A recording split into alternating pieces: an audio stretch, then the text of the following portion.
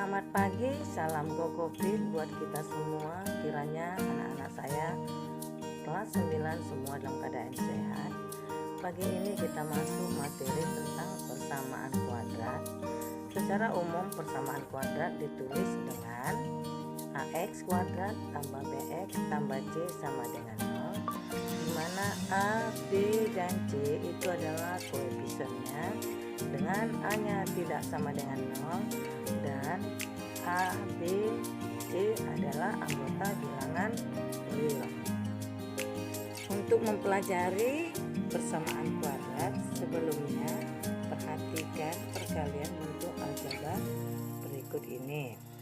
X dikali X tambah 2 itu sama dengan, perhatikan, X kali X itu X kuadrat, X kali 2 itu 2X, maka X kali X tambah 2 itu sama dengan X kuadrat ditambah 2X. Atau sebaliknya, X kuadrat ditambah 2X itu sama dengan X dalam kurung X tambah 2 tutup kurung. Ini yang disebut dengan memfaktorkan.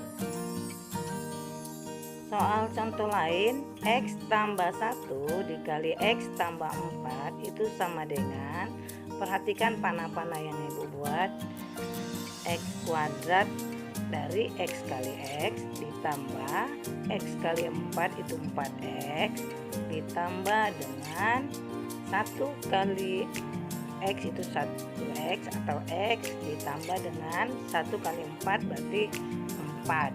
Maka hasilnya adalah X kuadrat ditambah 4X ditambah X ditambah 4 itu sama dengan X kuadrat ditambah 5X ditambah 4.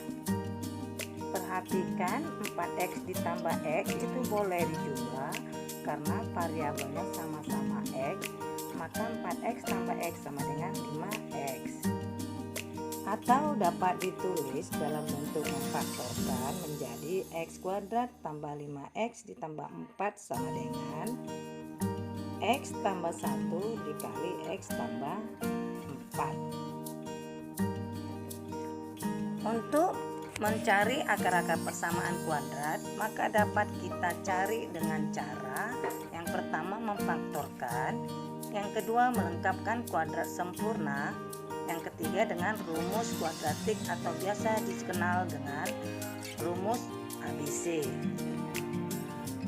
Hari ini kita pelajari dulu bagaimana cara mencari akar persamaan kuadrat dengan cara memfaktorkan. Untuk umum persamaan kuadrat AX kuadrat tambah BX tambah C dapat difaktorkan menjadi X tambah P dikali X tambah Q, di mana C-nya sama dengan P dikali Q, B-nya sama dengan P ditambah Q.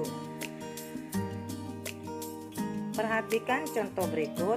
Faktorkanlah X kuadrat ditambah 5X ditambah 6. Nah, dari persamaan kuadrat ini bisa kita lihat bahwa A-nya itu 1, B-nya 5, C-nya 6.